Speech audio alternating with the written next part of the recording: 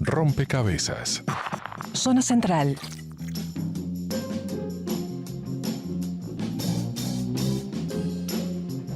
Si quieres construir un barco, no empieces por buscar madera, cortar tablas o distribuir el trabajo, sino que primero has de evocar en los hombres el anhelo de mar libre y ancho. La famosa frase de Antoine de Saint-Exupéry forma parte del manifiesto público con el que se está presentando un nuevo grupo político. Se autodefinen navegantes, sostienen que Uruguay debe y merece ser una república de la libertad, de la democracia, el trabajo, la creación, la justicia social. Llaman a los ciudadanos a apropiarse de la política y a no resignarse a que la política sea una feroz disputa para los cargos y los privilegios. No queremos dejar la política en manos de los burócratas. No queremos votar por el mal menor entre un bipartidismo esquemático y superado que ya demostró sus enormes limitaciones para afrontar los nuevos y viejos problemas del Uruguay. Dicen, además de declararse indignados por las inmoralidades y la corrupción. Su cara visible es el publicista Esteban Valenti, con el que vamos a conversar algunos minutos. Militó durante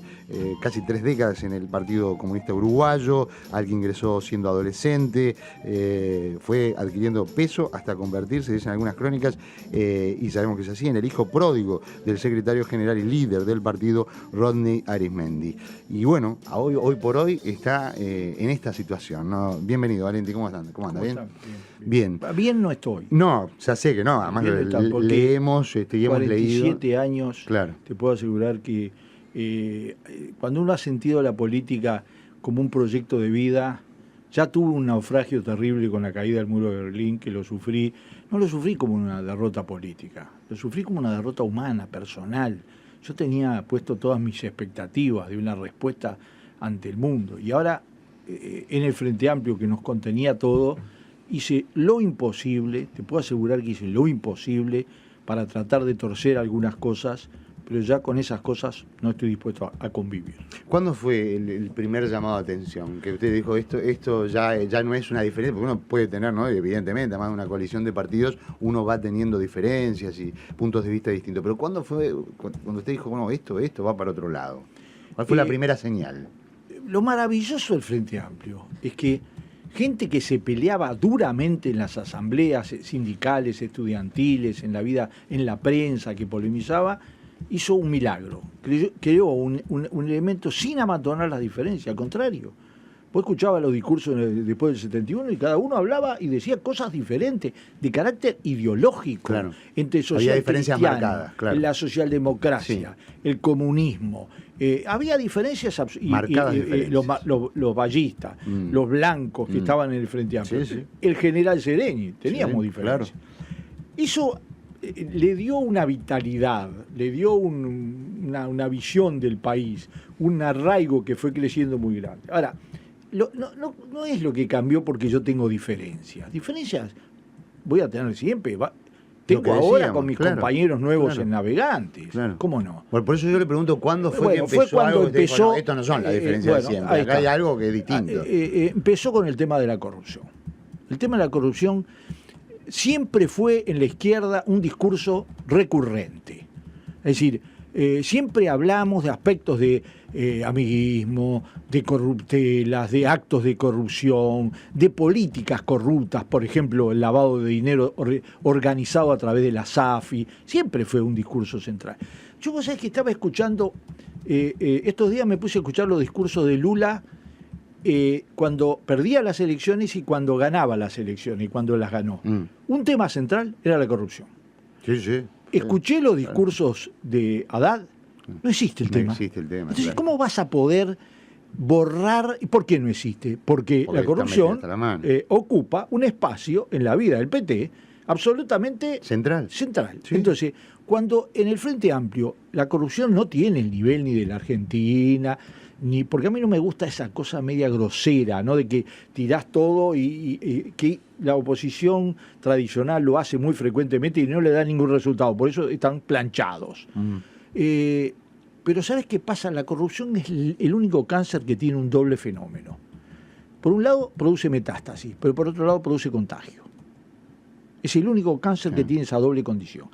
Y es la única enfermedad que no podés juzgarla por su tamaño. Porque cuando empieza a corroerlo todo. Y el Frente Amplio empezó a convivir con la corrupción. ¿Dónde? En ANCAP. Claro. Pero no solo en ANCAP. No solo en ANCAP. En ANCAP especialmente. ¿Por qué? Porque era en el corazón de uno de los lugares donde siempre defendimos como la base de un proyecto nacional de desarrollo y de justicia social y de desarrollo inteligente, etcétera. Entonces hicimos una doble operación. Yo no los mezclo, una triple operación. Por un lado, una gestión deplorable. Bueno, eso son los errores que se pagan políticamente.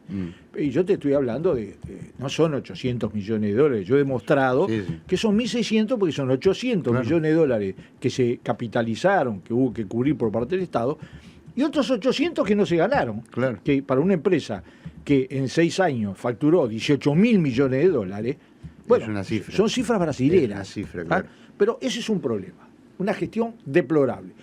Era esperable, y si tú pones a alguien que nunca manejó ni siquiera un kiosco a dirigir la principal empresa del país, estás cometiendo un grave error político y una deformación de una cosa esencial de la historia del Frente Amplio. Cuando nosotros nos dieron 4 cargos en los entes, pusimos, no por sector político, sino elegimos los mejores. ¿Tú te acordás a la salida de la dictadura? Sí. Bueno, acá pusimos a alguien que no sabía ni por dónde empezar, que nunca en su vida había trabajado, que nunca en su vida había pagado ni ganado un salario. Bueno, muy bien. Digamos que eso hubiera merecido un debate diferente. ¿No? Sendik. Y de León, que es el artífice ideológico de todo este proceso, con una empresa como Alur. Muy bien, todo eso está mal. Después viene un segundo nivel, que es la inmoralidad. Yo no necesito que un juez que en el Uruguay son más que generoso con los corruptos, más que generoso, o un fiscal que son 3 veces más generosos, no sé cómo calificarlos, me diga si una cosa es moral o es inmoral. No necesito. Disculpa, no tengo que esperar 2 años para que me diga que una fiesta de 360 dólares por invitado es una inmoralidad. No tengo que, no tengo que... Puedo hacer una lista interminable, pero yo cuando empecé con eso, no sabía 2 cosas. ¿Qué cosas? Las tarjetas no lo sabía. Claro. Absolutamente. Es decir, la tarjeta, el hecho que te dan la plata para que te gastes y la gastás en cosas tuyas. Y te vas a hacer una compra de súper, No, eso, yo sé, porque yo trabajé en una ONG, que hacer eso te implicaba una ¿cómo se llama? Una auditoría, y que tuvieras un lío y que te echaran. Entonces, eso no lo sabía. ¿Y qué otra cosa no sabía? Y la tercera cosa es la ilegalidad.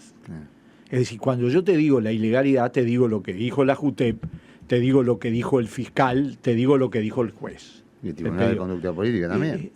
Exactamente. Cuando tiene ese impacto, pero ahora hay un cuarto elemento.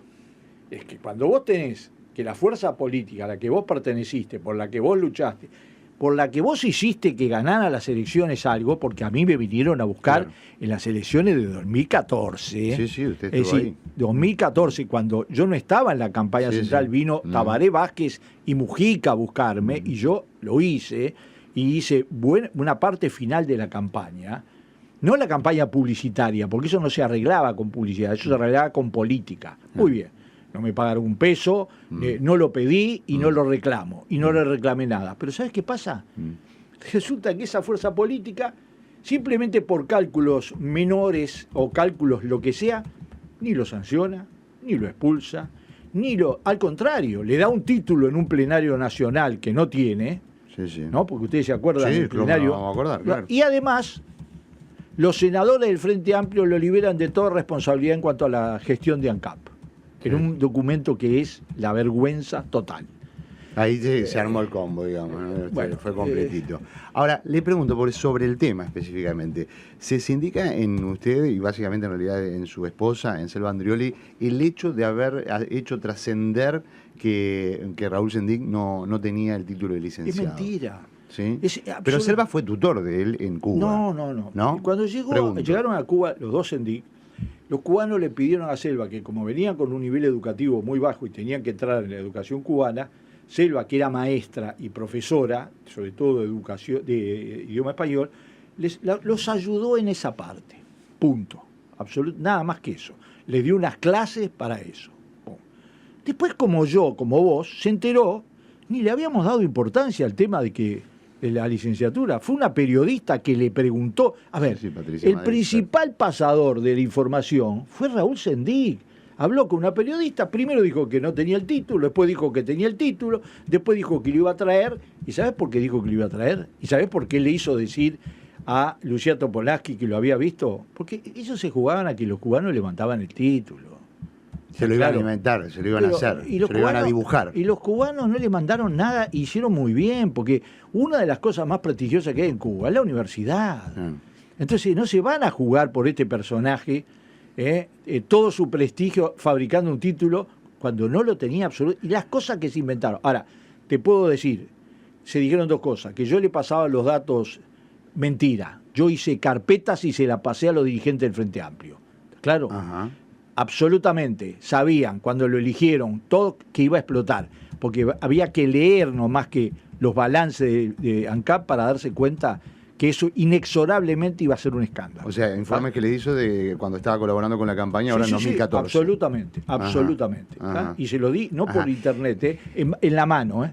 Entonces reafirma, porque evidentemente si les dio eso, no le dieron bolilla, está clarísimo, a lo que Valenti les entregaba, como nos está contando, reafirma una idea que yo tengo, que es que de la misma manera que los Castro de alguna manera hicieron un bonsái de presidente, digo yo, que se llama Díaz-Canel, porque hace 20 años sabemos que Díaz-Canel va a ser el sucesor de los Castro. Esto no es ningún secreto, no estoy haciendo ninguna investigación para Pulitzer ni nada, lo sabemos todos, en Cuba y por fuera, por todo el planeta. Aquí me da la impresión totalmente de que había un bonsái de presidente, y ese bonsái de presidente que se venía regando de chiquitito a chiquitito era efectivamente Raúl Sendic. Sí, el problema es quién lo regaba.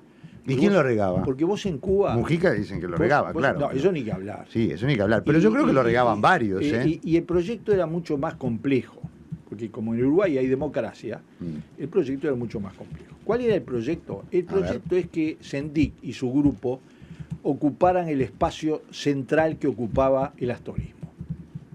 Con la Fundación Uruguay 2030, que se gastó mucha plata, de dudoso origen, o mejor dicho, de conocido origen, ellos buscaban tecnocratizar el mensaje de una parte del Frente Amplio.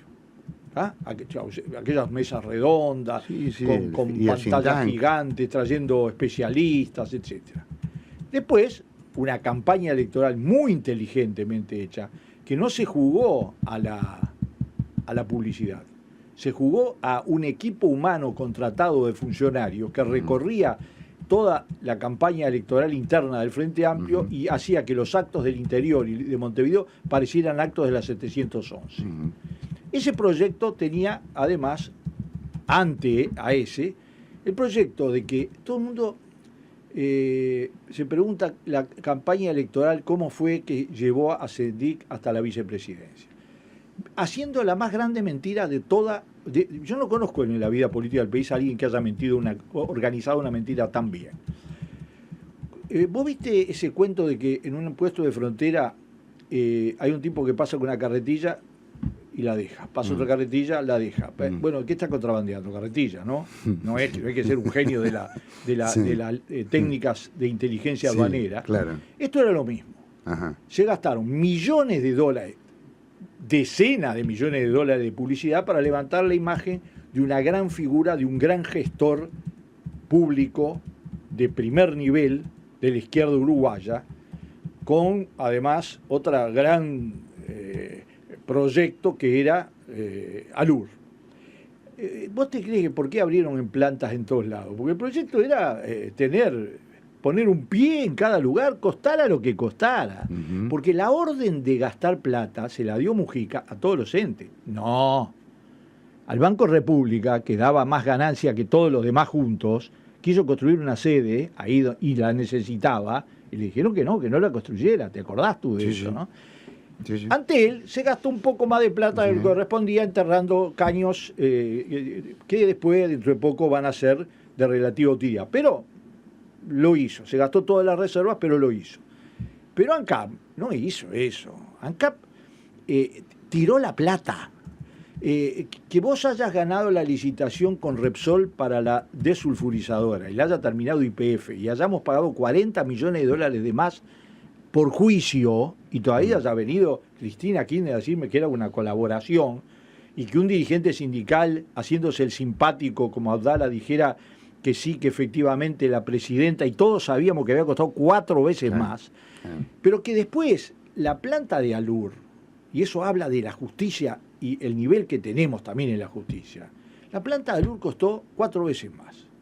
Y entonces dicen que no pueden hacer el peritaje de $350.000 de la universidad. Tremendo. Yo te hago una pregunta. Yo no soy juez ni fiscal, pero a mí no me costaría nada, y yo lo hice, averiguar cuánto costó construir plantas similares por parte de la empresa Bengoa, que fue la que construyó la planta de alcoholes Alur, en Europa, construyó por el mismo valor que la que hizo en Uruguay, 4 plantas que producen 9 veces lo que produce en Uruguay. Fuerte. Y eso está publicado, yo lo publiqué. Entonces, ¿qué necesitas? $350.000. ¿No hay algo sospechoso de que vos tengas la misma empresa produciendo con salarios europeos y que te cueste lo mismo tremendo, que una pequeña plantita hecha en Uruguay? Entonces, a ver, todo eso era un proyecto político. El proyecto político le fue muy bien. Un tipo que no tenía ninguna trayectoria de Frente Amplio, ninguna, que no tenía nada que ver con Raúl Sendic Antonacho. No me vengan a contar. Se enteró de casualidad de la muerte de su padre, habían roto las relaciones totalmente. Estaban en proyectos políticos totalmente diferentes. Entonces, esa persona, sin tradición, sin nada, que venía de un grupo absolutamente enfrentado al Frente Amplio ya en ese momento, que era el 26 de marzo, lo ponen de vicepresidente. Entonces, el proyecto le salió perfecto. ¿Hasta cuándo? Hasta que explotó. Claro. Hasta que explotó la corrupción. El mal manejo de toda la empresa fue una parte. Y vos te encontrás con que, ¿a quién le echó la culpa a este señor? Le echó la culpa al MEF. Y el MEF dio respuestas, pero no fue hasta el fondo. Yo te hago una pregunta a vos y a los oyentes. ¿Ustedes creen que este gobierno, que está surfeando la crisis, nada más, hace rato, que hace la plancha, ¿no? En Italia se dice fa il gatto morto, hace para flotar. Si hubiera encontrado el cuando asumió el 1 de marzo del 2015, los $800 millones de ANCAP no los hubiera tenido que poner. Y hubiera tenido las ganancias acumuladas, no digo 800, 400, mirá, la mitad de la ganancia de ANCAP que hubiera tenido. Te pregunto, ¿vos te crees que hubiera tenido que hacer un ajuste fiscal? No, claro. Todo lo que el ajuste fiscal fue por menos. Sí, claro. Tendría que haber hecho que hoy los combustibles sean un factor de retraso y de pérdida de competitividad. Te pregunto una cosa, ¿cómo es que el Uruguay, que hizo una cosa muy buena durante el gobierno de Mujica, una de las pocas cosas, que fue el cambio de la matriz energética, porque UTE lo hizo. Compre la energía eléctrica a $60 a los que la producen, se gaste $10-15 en la transmisión y en el gasto administrativo y la venda a $250 a los pobladores del Uruguay, a 200 a los empresarios. ¿Por qué? Ahora no se lo vendió por ese precio a los brasileros, ¿eh? A los brasileños se lo vendió por mucho menos de la mitad. ¿Qué son los impuestos? No son los impuestos, son que tiene que ganar $450 millones para tratar de cubrir un déficit que es del 4%. Sí, estamos mejor que Brasil. Brasil tiene el doble. Claro. Estamos mejor que la Argentina. Pero ¿sabés qué pasa a los uruguayos? Vivimos en Uruguay. Claro, no. Y entonces, cuando bueno. esas cosas no son solo cuestiones morales, me afectó la moral, no. Me afectó 3 cosas. Primero, tuvo un impacto absolutamente directo en la vida de los uruguayos. Yo los escucho a ustedes hablan permanentemente con una virtud, hablan desde la gente, ¿no? Es decir, no desde el ajedrez de la política, hablan desde la gente. ¿Qué es lo que hay que hacer? Porque al final la política, si no, resulta ser la danza de los sillones. Claro. Segundo problema, además de influir sobre la gente, influyó sobre un proyecto de desarrollo que tuvo en un primer gobierno grandes resultados, discutibles algunos o no, pero tuvo resultados. Los resultados fueron notorios en los indicadores sociales, en muchas cosas. Y tercero, si vos te pasaste toda la vida acusando a los demás de inmoralidades, ¿no se te integró a tu identidad eso? Si vos echaste a un funcionario de la Intendencia de Montevideo porque emitió un cheque para pagar en la Rural del Prado un gasto con tu cheque y lo echaste en 24 horas, ¿tá? Si vos hiciste eso, vos decís que le hacen bullying a un tipo que está acusado por la JUTEP, la Junta de Transparencia del Frente Amplio y además la justicia. Disculpame. No tiene sentido. Cambiaste. Es lo mismo que vos me digas que sancionás al comandante en jefe con 30 días de arresto y al otro día lo echaste, lo sacaste de una oreja porque hizo una reunión que no te consultó. Hay un cambio genético, como le gusta a Vázquez hablar del ADN. Bueno, eso es un cambio de ADN. Claro, pero del Frente Amplio fue más bien, ¿no? Bueno, se nos han ido los minutos de parte de una primera charla, porque bueno, ahora se viene todo el periodo electoral y bueno, ¿qué le pido poder de síntesis? Usted sabe que los horarios son realmente acotados, Valenti. ¿Va a negociar? ¿Hace un acuerdo con Amado, con el Partido Independiente, con Mieres? Bueno, terminamos una primera etapa, te lo sintetizo mucho, que es existimos. No somos nada espectacular, lo que estamos es cómodo, lo que estamos ahí sabemos por qué estamos. Tenemos una serie de cosas de indignación y de proyectos positivos. Segundo, establecimos las 5 bases, pueden ser 6, otros pueden traer más, sobre las que nosotros pensamos que se pueden armar alianzas. No nos sentimos los dueños de la verdad. Tercero, definimos que una de nuestras prioridades es combatir contra el bipartidismo. El bipartidismo le hizo mal antes y le hace mal ahora que cambió de contenido, porque saca grises, obliga a votar por el menos malo, etcétera, etcétera, con una diferencia. Antes el bipartidismo tenía una izquierda de alto nivel intelectual y partidos políticos blanco y colorado de alto nivel intelectual. También es cierto. Ahora tenés... Se hizo todo pelota. Todo pelota. La educación se hizo pelota. Sí. Absolutamente. Y no es solo la educación. No, cuando vos bajás el nivel de debate a ciertos niveles y todos son sentencias de lapidarias. Sancho Panza, te pasa que el mundo es de Sancho Panza. Claro. Y después, ahora empezamos conversaciones con diferentes sectores afines que podamos encontrar esos puntos comunes para presentar una alternativa, donde cada uno mantenga su identidad, donde no haya nada de lo que aprendimos que en el Frente Amplio es terrible, que son las estructuras de poder. Es decir, formar un grupo que después vos estás obligado a votar cosas con las cuales no estás en absoluto de acuerdo. Claro. Bueno, la seguimos, ¿le parece? Y nos vamos enterando, actualizando la información de cómo va todo eso. Gracias por haber estado con nosotros, Valentín. Gracias a ustedes. Rompecabezas. Enteramente libres. En toda materia. ¿Cómo que no va a pasar nada? Acá pasa de todo. En El Espectador.